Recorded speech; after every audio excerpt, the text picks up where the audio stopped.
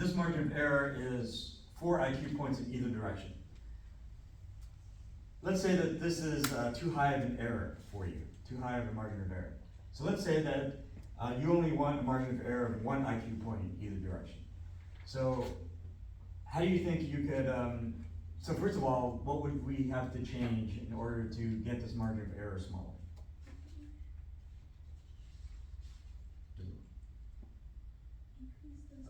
Yeah, so just like in the previous example that we talked about last class, we have to increase the sample size in order to get the margin of error lower. So we know that our sample size needs to be now bigger than 50. The question is, how much bigger than 50, and how do we get the actual sample size that's needed in order to get this margin of error down to 1? So how do you think we can find that?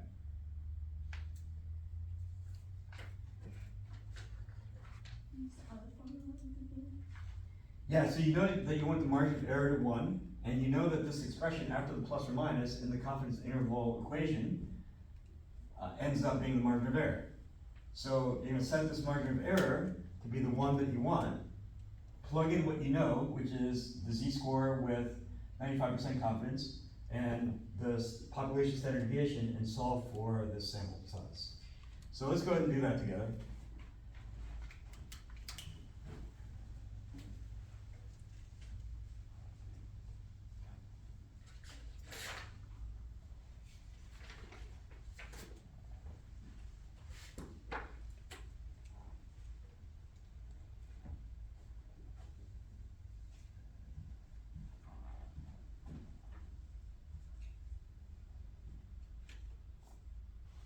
So we want the margin of error to be 1 IQ point in either direction.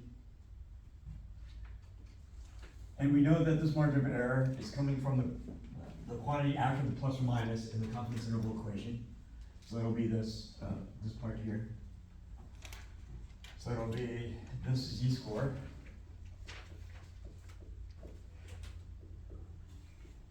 times a sigma over the square root of n. So now we just plug in what we know and we solve for what we don't know. So we solve for n, the sample size, and we're going to plug in everything else. So e is going to be 1. The z-score based on 95% confidence will be 1.96. Sigma, the population standard deviation, will be 15, that's given. And then the square root of n is the square root of what we're trying to find. So how would we solve for n in this equation? So let's dust off our algebra. So we want to do the same thing to both sides of the equation step by step, so that ultimately we get n just by itself equaling something. Okay. So first we need to divide both sides by the z-score. Okay, good. So right now, all of this with n is being multiplied by the 1.96, so let's divide both sides by 1.96. So the next step would be 1 divided by 1.96 equals 15 divided by the square root of n.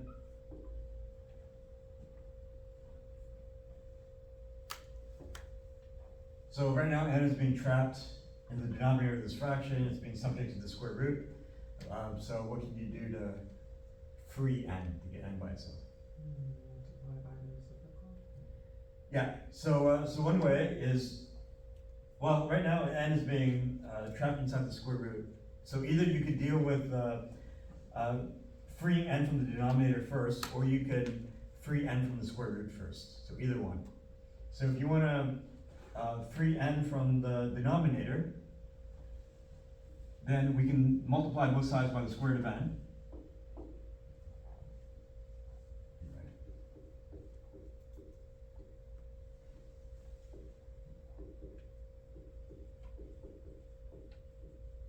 So if you do that, then on the right side, when you do the division first, the square root of n divides the square root of n to give 1, so you just get 15.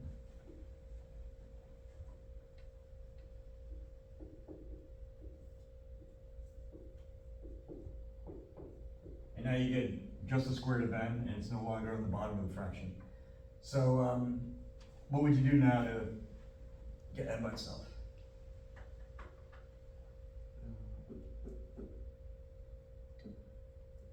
Everything to the second power? Yeah, so right now n is being subject to the square root, it's also being multiplied by this number, 1 divided by 1.96.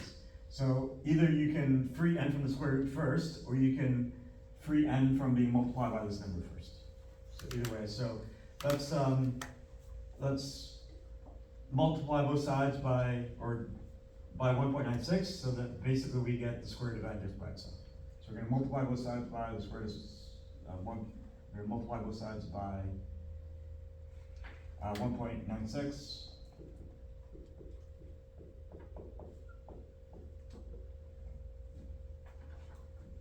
And then lastly, how do we get n by itself? Yeah, square both sides to undo the square root. So then we're gonna get n is this original number and then the whole thing squared. Question. Yep.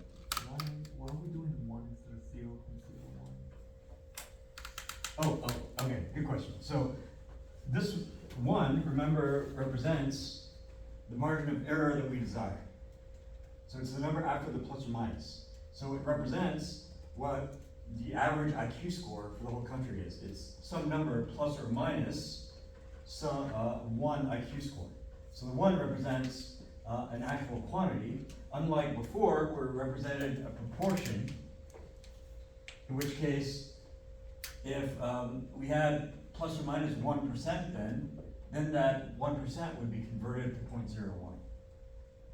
Because before, the quantity we were estimating represented a percentage or a proportion of success. And so if we wanted this number after the plus or minus to be 0.01, for example, then that's the same as 1%. And 1% is the same as 0.01. But here, this number 1 actually represents an actual IQ score, an actual IQ quantity. Thank you. Yeah, you're welcome. So back to this, our sample size n is this product, 15 times 1.96, squared, or times itself twice. So that's the same as 15 times 1.96 times 15 times 1.96. So that's the same as 15 squared times 1.96 squared. So because this is all multiplication, you can distribute the power across the terms of the multiplication. Okay, so go ahead and punch this result in, 15 squared times 1.96 squared. Let us know what you get.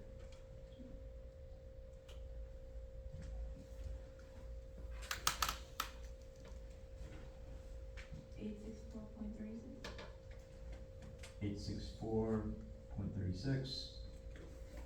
This represents n, which is the sample size, which is the number of people that you need to have a margin of error of 1 IQ point or less. So that means that if you have this sample size, then you're guaranteed to have a margin of error of either 1 or less. If it's less error, then that's even better. But here we're getting a decimal number for the sample size, and we know that we can't have a decimal number of people in our sample. So do we round up or down here? Down. Okay, so remember, it turns out that we always round up. And the reason for that is because this represents the exact number of people for us to get that desired margin of error, or less. But if we round down, then if we have a smaller sample, we're at risk of getting more error. But we don't want more error. We want our error capped out at only 1%, 1 IQ point in either direction. So to be safe, we always want more people in order to get less error.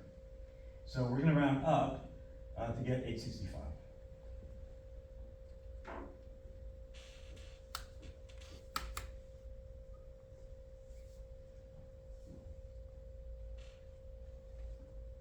Any questions? So this tells us that if we only want a margin of error of only 1 IQ point in our final answer, in our confidence interval, then now we need 865 people that we need to pull. Any questions?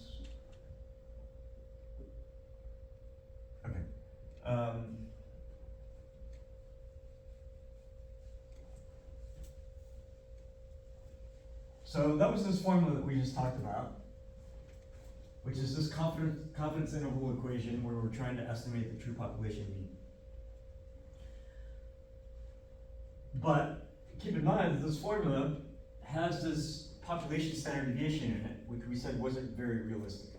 To what extent do we end up rounding up?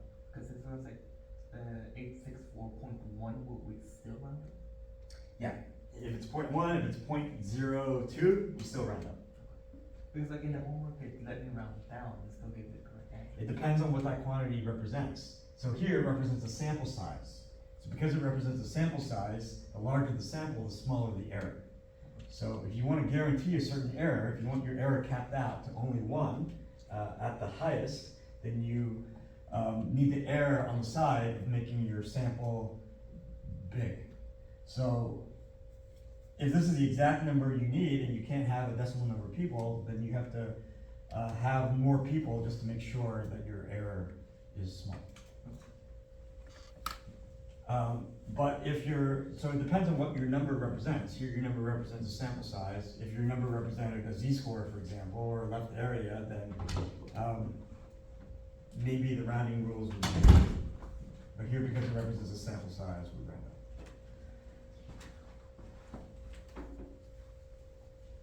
up. Okay. And to that point, if normally, if your number represented something else besides the sample size, then normally we would want the number that is the closest to it. So for example, if you're using the z-score table and you have a left area that you're searching for, then you want the left area that is the closest in value to the one that you're searching for. So it depends on the context. Okay. Any questions? All right. So again, we're using this formula that represents a confidence interval to estimate the true population mean. But this formula entails using this sigma, which represents a population standard deviation. And remember, we said that any population measurement that's the whole goal of statistics. So it's unreasonable to assume that we have that number in the first place.